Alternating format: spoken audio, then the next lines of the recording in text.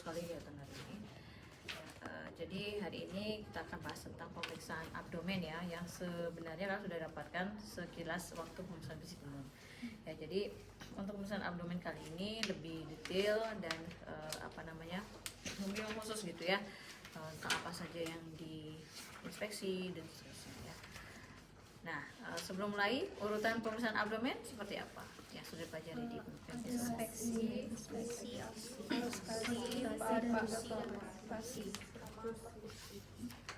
ya, terus kemudian apa lagi? Tentang regio tadi saya dengar. Ada berapa? berapa? Ada 9 regio dan yang terdiri dari hipokondria kanan, terus epigastrium, terus regio hipokondria kiri, kemudian lanjut ke bawah hipokondria kanan itu ada regio lumbalis kanan, lumbalis itu. Terus di bawah epigastrik itu ada umbilicus, kemudian di bawah hipokondria kiri ada lumbalis kiri. Terus di paling bawah itu ada regio. Oke, nanti saya tunjuk aja ya. Ya. Ya, baik. Jadi untuk pemeriksaan fisik abdomen ya, sama seperti prasat yang lainnya, kalian ada tahapan perinteraksi ya, dicek catatan medis dan catatan keperawatannya.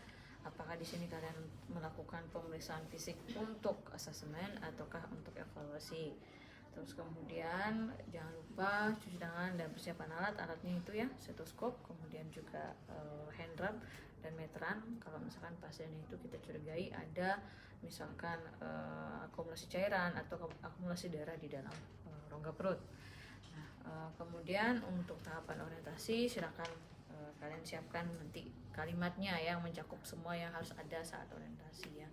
Dari nama saya siapa, tugas dari jam berapa sampai jam berapa, merawat ibu, saya kesini untuk memeriksa karena bapak atau ibu merasa sakit di perutnya gitu ya.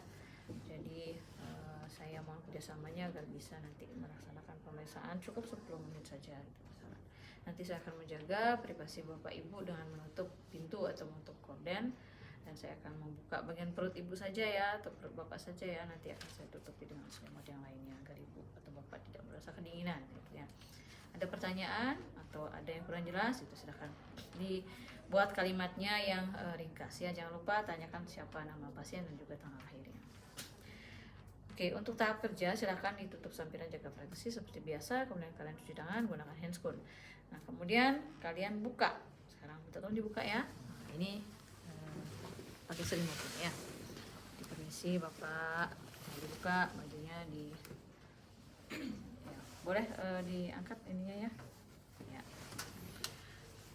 Oke, kita membukanya sebenarnya sampai sini ya, tidak sampai sini. Ini kan baru area apa namanya saya tanya sekarang, regio apa ini? Ini umbilicus ya, umbilicus atau nama lainnya adalah pusar ya. Jadi ini adalah area tengah-tengahnya justru ya. Kalau kita melakukan pemeriksaan sebenarnya sampai sini ya.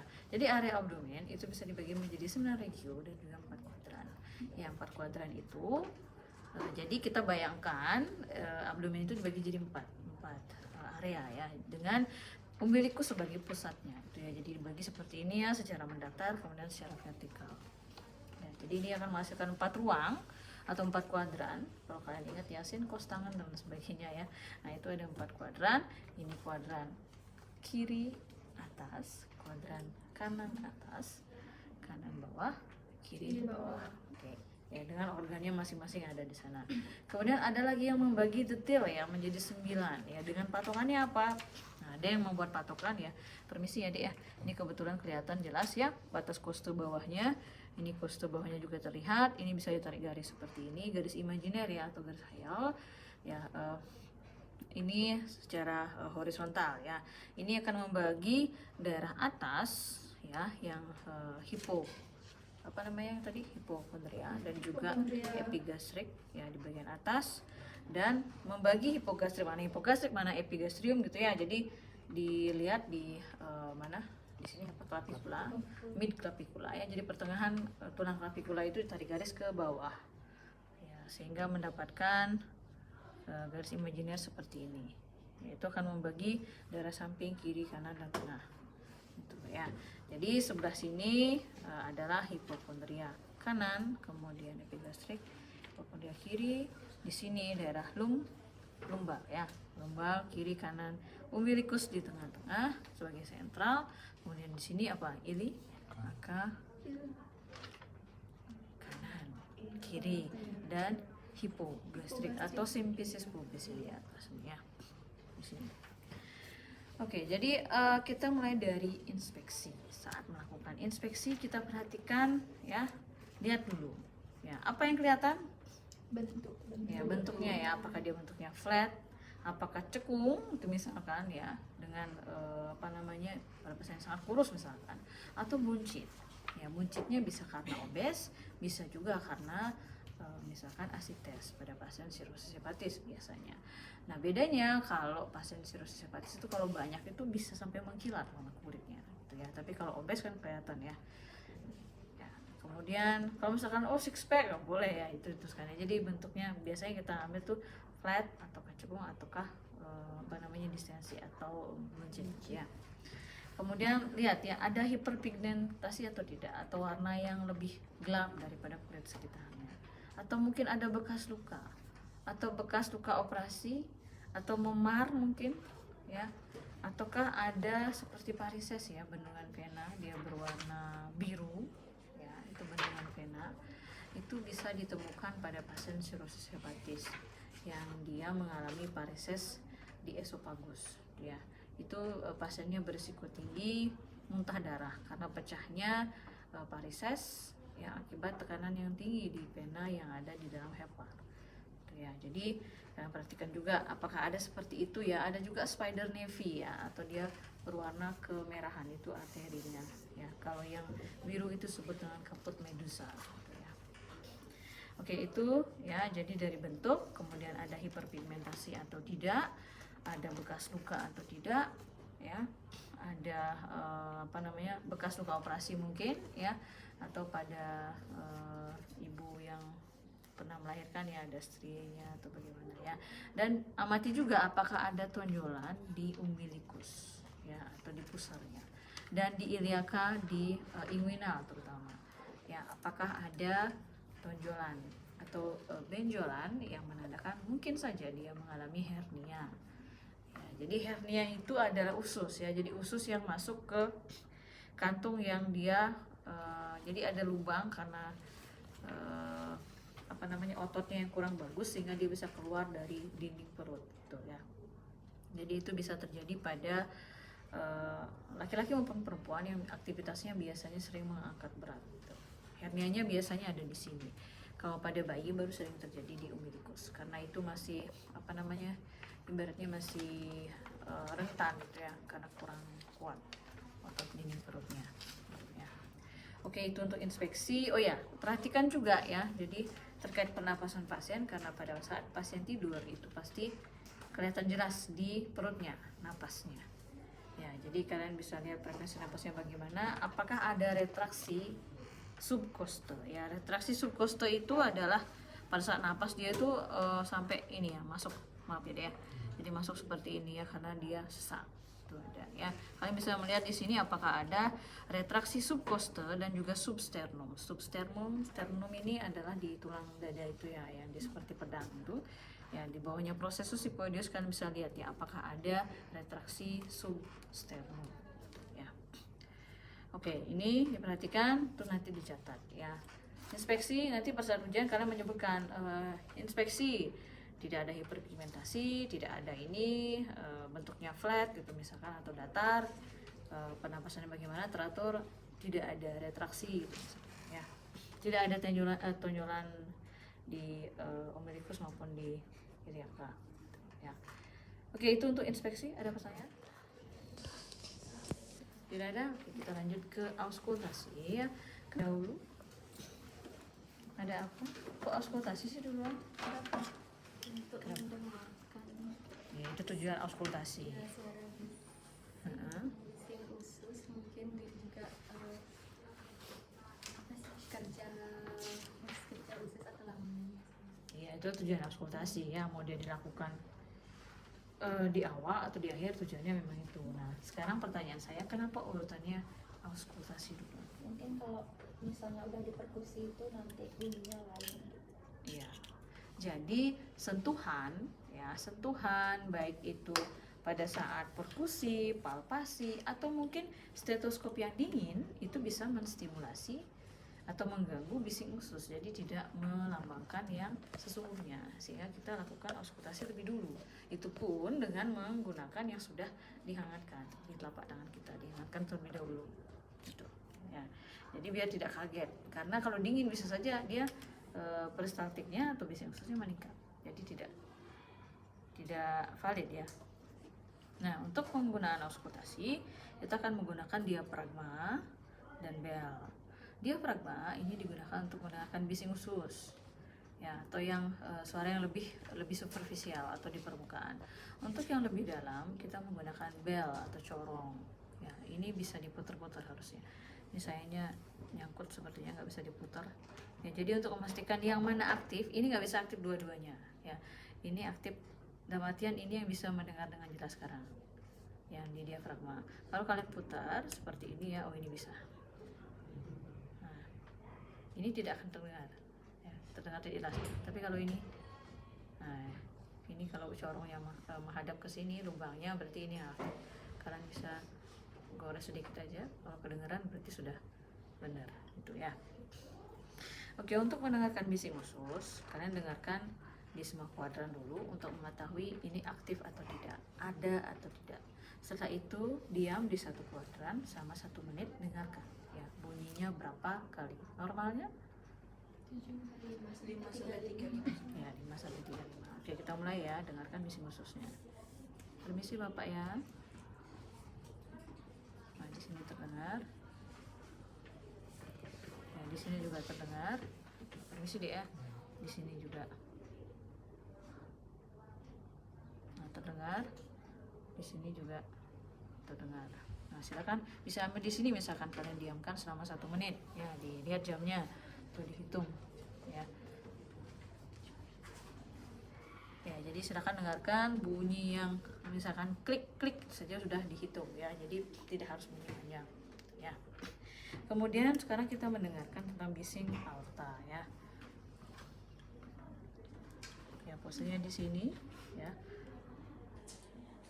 Nah, ini kebetulan kelihatan denyutnya ya. Coba tahan napasnya dulu deh.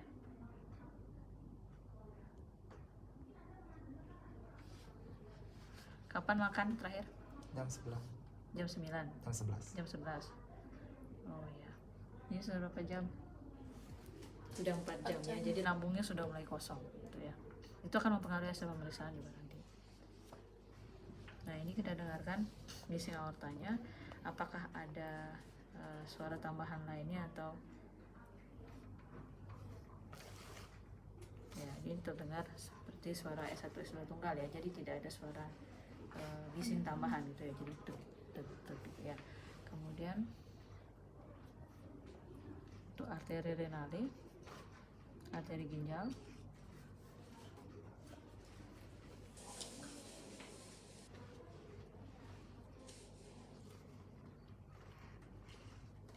nah nggak apa-apa deh, nggak usah malu. Bising usus itu wajar ya, artinya usus ini berfungsi dengan baik. Yang aneh kalau nggak ada bunyi.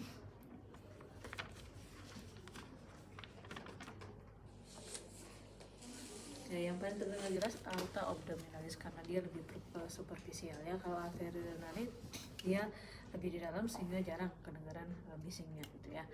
Arteri iliaka juga bisa didengarkan tapi hanya saja jarang dilakukan ya. Biasanya arteri aorta abdominalis saja. Dan nanti pada saat selesai melakukan auskultasi, kalian sebutkan bising ususnya aktif dengan frekuensi berapa kali per menit ya.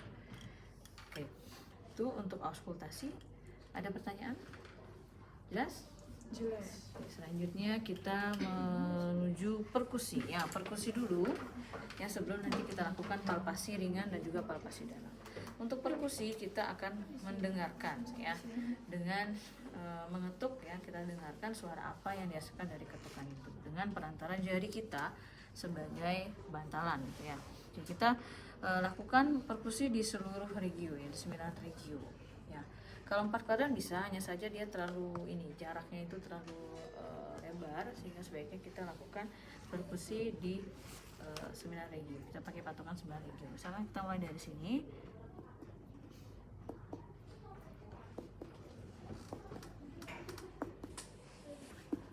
Nah, ini berbeda ya suaranya ya. Berarti makanannya masih di usus halus, belum nyampe ke sini. Belum nyampe ke usus apa di sini? Namanya? Kolon ascendens. Kalau di sini?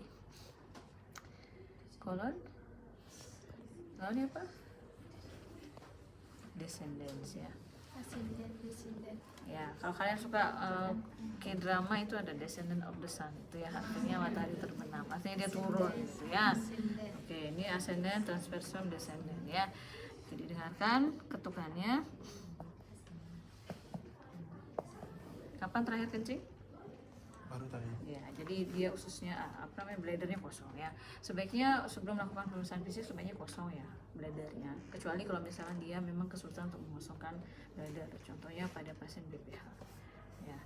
Nah, jadi kalian dengarkan suaranya hampir timpani semua ya dari lambungnya ya, karena sudah turun dia makanannya itu. Tapi kalau dia baru saja makan, ya mungkin saja nanti suaranya di sini berbeda. Gitu ya. Ini sudah mulai kosong. Gitu ya. Ini timpani semua. Nah, kecuali yang di sini tidak timpani. Karena apa? Ada apa? Di sini ada apa? Lambung kita. Di sini ada hati, ya ada hepar. Oke.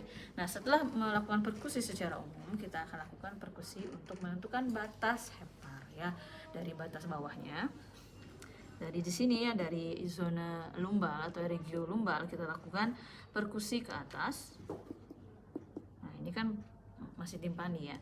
Sekarang kita gerakkan ke atas ya, ke arah, permisi ya Dek ya. Kalau geli bilang ya. Kalau geli artinya saya kurang neken. Nah, ini cari iganya. Nah, di sini kan beda suaranya ya. Nah, oke, di sini batas bawah heparnya di sini. Nah, setelah menentukan batas bawah, berarti dia ada di sini ya, batas bawahnya. Sekarang kita cari batas atasnya ada di mana. Kita bisa pakai patokan ICS 2 ke bawah. Gitu. Ya, permisi ya Dek ya, saya buka sedikit ya. Oke, saya mulai dari sini aja. Ini pasti masih paru-paru. Ya, masih paru-paru. Nah, ini sudah berubah. Nah, ini beda ya suaranya ya. Nah, ini sudah berubah. Di sini berarti batas atas hepar. Jadi heparnya ada segini. Ini untuk membantu kita pada saat nanti melakukan palpasi, apakah pasien ini mengalami hepatomegali atau tidak. Tuh ya, kalau udah seperti ini, pasien tidak mengalami hepatomegali karena dia tidak melewati koste. Ya. Nah, sekarang setelah selesai melakukan batas hepar di mana, kita lanjut ke memeriksa ada tidaknya shifting dullness. Ya. Shifting itu artinya bergeser. Ya, bergeser. Dullness, ya, suara dullness. Apakah ada suara dullness yang bergeser? Nah, ini biasanya ditemukan pada pasien yang mengalami asites atau penumpukan cairan di rongga atau di rongga perut. Nah, itu bisa kita lakukan pemeriksaan shifting dullness. Caranya, ya, kita menggunakan prinsip cairan, ya, prinsip gravitasi, di mana cairan itu akan mengisi bagian yang terendah. Ya, sehingga pertama kita miringkan pasien dulu ke sebelah kiri. Bapak miring dulu ya ke sebelah kiri. Tangannya di sini deh, tidak usah terlalu. Agak sini sedikit ya. Kita lakukan perkusi ya. Nah, ini suaranya apa? Jadi bawah timpani semua ya. Kalau pasiennya ada shifting dullness, di bawah dullness, di atas timpani. Nah, diingat ya, di sini tadi apa? Dullness gitu ya. Kalau misalkan dia memang ada asitas atau akumulasi cairan ya.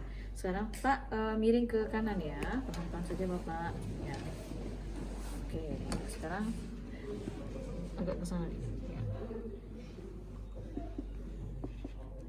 Nah, kalau pasiennya ini kan ini kan normal ya, jadi hasilnya timpani. Tapi kalau pasien yang tadi shifting dullness ada atau ada akumulasi cairan, dullness yang tadi di sini kemana sekarang? Ke bawah. Ya, jadi di sini kalau kalian periksa timpani ya, yang di atas jadi timpani ya, yang di bawah jadi dullness. Yang mana yang di bawah itu yang jadi dullness, itu yang disebut dengan shifting dullness. Sehingga dengan merubah posisi, yang awal di bawah jadi di atas, yang di atas jadi di bawah, itu kita bisa mengetahui apakah ada perpindahan cairan, apakah memang ada cairan yang ditandai dengan dullness-nya yang berpindah. Itu ya. Jadi itu namanya shifting dullness. Kalau misalkan ditemukan, kemungkinan pasien itu ada cairan di dalam perutnya sebanyak 2 liter. Kalau kurang dari 2 liter biasanya sulit terdeteksi dengan shifting dullness. Jadi lebih jelas dengan menggunakan USG. Ya. Namanya timpani. Ya, jadi tidak ada shifting dullness. Kalaupun ada dullness, habis makan misalnya, ini banyak makannya, kan bisa aja di sini dullness kan? Iya. Atau dia konstipasi. Fesesnya nggak keluar. Jadi kalau di perkusi di daerah sini, di daerah kolon descendant itu bisa aja dullness. Karena atau bisa jadi peka kalau misalnya udah membatu fesesnya. Gitu. Ya, jadi itu tergantung dari konsistensi makanan atau cairan yang sekarang berada di mana perjalanannya. Tadi makan, sekarang udah sampai mana sekarang? Sekarang udah di usus halus. Lambungnya kosong sehingga tadi hasilnya timpani. Gitu ya. Kalau udah di usus halus itu kan lebih halus dia. Jadi lembek ya, tidak sekeras waktu dia masih ada di lambung, tidak sekeras waktu dia menjadi fekalit atau batu feses untuk pasien-pasien yang konstipasi ya. Kalau konstipasi pasti dari sini dia sudah menumpuk, misalkan berapa hari belum BAB, itu bisa dari transversum sudah isi feses tuh, antrian feses yang mau keluar, gitu ya. Oke, itu shifting dullness. Ingat, shifting itu artinya bergeser. Kalau dia stay di situ, nama artian di sini dullness, kalian pindahkan tetap di sini dullness, berarti mungkin ada massa mungkin di sana, ada tumor, ataukah mungkin ada fekal atau feses, gitu ya. Oke, udah jelas ya untuk perkusi ya. Nah, sekarang kita lanjut ke palpasi. Ya, untuk palpasi, kalian lakukan palpasi ringan terlebih dahulu. Palpasi ringan ini dengan menekankan tangan, kurang lebih masuknya itu 1 cm. Ya, jadi kita akan mencari ada nyeri tekan atau tidak. Ya, nyeri tekan itu, nah bisa seperti ini ya, Pak. Nanti kalau sakit bilang ya. Kalau pasien punya mah biasanya dia akan nyeri di urat di sini. Ya, kemudian lakukan palpasi seperti ini. Nah, kalau misalkan pasien itu punya apendisitis, ya saat ditekan di sini dia nyeri, ditekan di sini juga dia nyeri. Gitu ya. Di sini kadang tanpa ditekan pun dia sudah nyeri, gitu ya. Di sini. Kemudian kalau bladder penuh, kalian bisa meraba di sebelah sini ya. Itu seperti balon yang berisi air. Kalau bladder penuh, jadi dia teraba melenting. Itu untuk bladder yang penuh. Itu melenting istilahnya. Bladder melenting itu misalkan ya. Itu berarti ada retensi urin ya atau bladdernya full. Nah, di sini ada yang namanya pemeriksaan kalau misalkan untuk apendisitis. Kita tekan di sini nyerinya di kanan, kita lepas tekanannya di sini juga nyeri, gitu ya. Itu ada tanda-tanda untuk apendisitis. Itu ya, Robsing sign, Bloomberg sign dan seterusnya. Dan untuk pemeriksaan selanjutnya adalah palpasi dalam. Ya, palpasi ringan seperti itu ya 1 cm. 9 regio sebaiknya. Kalau mau 4 kuadran boleh kalau tangannya gede ya. Cowok tangannya gede bisa mungkin 4 kuadran, pasiennya kecil itu. Tapi kalau misalkan seperti ini ya sebaiknya 9 regio ya. Pastikan semua daerah itu terpalpasi ya. Oke, kemudian kita lanjut ke palpasi dalam ya. Untuk palpasi dalam yang kita palpasi itu adalah organ hepar, kemudian lien atau spleen dan juga ginjal ya. Oke, kita mulai dari hepar terlebih dahulu. Posisi pasien harus relax, jadi lututnya ditekuk ya Bapak ya. Kemudian tangan Bapak minta tolong tangannya di atas ya. Relax saja Bapak ya, biar tidak tegang perutnya ya. Oke, sekarang kita palpasi hepar. Tadi kita sudah dapat ini ya, sudah dapat gambaran. Oh, ini heparnya sampai sini nih. Sekarang kita berusaha untuk meraba teksturnya. Apakah teksturnya itu seperti kalian memegang hati ayam, pernah megang hati ayam kan ya? Nah, jadi dia seperti jeli gitu ya, dengan batas yang tegas itu artinya ya. Jadi dia nyiku gitulah ininya ya, seperti itu. Nah, sekarang kita raba ya, apakah seperti itu atau tidak? Permisi Bapak ya. Ya, silakan tarik napas dalam. Ya, hembuskan. Ya, terus kemudian napas dalam lagi. Hembuskan. Nah, kalau misalkan dia memang ada perubahan tekstur, dalam artian tidak tegas permukaannya, tidak lunak gitu ya, tapi dia berbenjol-benjol seperti batu karang. Nah, itu biasanya ditemukan pada kasus gagal hati atau sirosis. Gitu ya. Kalau ini dia teraba lunak gitu ya, tidak ada terasa keras gitu ya. Jadi dia lunak dengan tekstur yang jelas. Nah, kalau misalkan memang ada pembesaran hepar ya, pada saat palpasi seperti ini kita bisa merasakan, oh misalkan ini melewati koste atau melewati iga. Seberapa banyak dia melewati, apakah 1 jari, 2 jari, atau 3 jari, dengan asumsi 1 jari itu adalah 1 cm ya. Jadi seperti ini kalian bisa meraba. Kalau misalnya memang dia lewat ya, membesar heparnya itu terasa ya. Nah, terus kalau misalkan dia tidak melewati koste ya, jadi kalian minta pasien itu untuk napas dalam. Pada saat napas dalam, hepar itu akan terdorong ke bawah tuh ya, karena diafragmanya kan turun, dia akan mendorong hepar ke bawah itu ya. Itu untuk palpasi hepar, jadi tidak ada hepatomegali dan teksturnya tegas dan lunak gitu, ya. Kemudian kita lanjut ke splenomegali. Ada tidak splenomegali ya, kita akan periksa splennya. Nah, untuk pembesaran spleen karena dia posisinya di sini ya, kalau hepar dia membesar pasti ke arah sini, tapi kalau spleen atau limpe membesar dia akan bergerak ke arah sini, sehingga para ahli dulu menentukan ya, kalau splenomegali atau ada pembesaran limpe dia ke arah sini, dan untuk menentukan seberapa besarnya itu ada yang namanya Skufner, tanda Skufner. Jadi caranya adalah tarik garis dari sini ya, dari pertengahan koste ini secara diagonal menuju titik sias ini ya, spina iliaca di sini ya. Nah, di sini tarik garis seperti ini, itu dibagi menjadi 8. Dengan umbilicus itu adalah Skufner 4. Di sini adalah Skufner 8. Jadi kalau misalkan di tengah sini antara umbilicus dengan sias ini adalah Skufner 6. Itu ya. Kalau di sini berarti Skufner 2. Tengah-tengahnya 2. Kalau dia di sini misalkan berarti dia Skufner 1. Di sini Skufner 3. Di sini Skufner 5. Oke ya, seperti itu penandaannya ya. Nah, sekarang untuk pemeriksaannya ya, bisa lakukan dengan cara misalkan masukkan tangan sebelah sini dan palpasi di sebelah sini ya. Nah, apakah ada pembesaran atau tidak? Normalnya tidak teraba ya. Kalau ada pembesaran, nah ini kita runut ke sini ya, atau dari sini runut ke sini. Mana ujungnya dia? Oh, di sini. Oh, berarti dia Skufner 2. Tuh, ya. Sekarang kita ke ginjal. Ya. Untuk ginjal, ini palpasinya cukup sulit ya, karena dia posisinya lebih di dalam lagi. Dan dia letaknya di dalam dan juga di belakang ya. Jadi kita cari di belakang ya, koste kita atau iga ya, tulang iga di belakang itu pertemuannya dengan yang paling terakhir dia membentuk sudut dengan tulang belakang kita. Itu namanya sudut costovertebrae gitu ya. Jadi CPA atau costovertebrae angle ya. Di CPA itu kita taruh tangan kita yang kiri, kemudian tangan kita di atas seperti ini. Jadi dia lebih ke tengah gitu ya. Nah, kita di sini akan periksa. Bapak rileks, Bapak. Tarik nafas dalam. Ya. Nah, mungkin kesulitan karena dia posisinya jauh di bawah ya. Jadi kita bisa dengan menggunakan belotomen namanya. Kita menyentil ginjal di bawah, jadi dengan cara menepuk seperti ini, dan yang di atas ini merasakan getarannya. Getaran di dalam ya. Ya, normalnya teraba ya, tapi ginjal itu maksudnya palpasi kalau diraba seperti ini beda dengan hepar ya. Kalau hepar lebih superficial ya. Normalnya tidak teraba.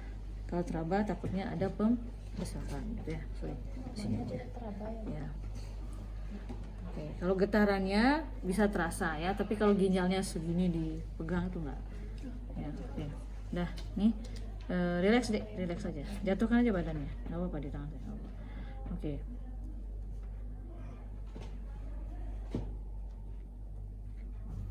Ya, Jadi dilakukan perabaan, kalau tidak teraba berarti normal ya.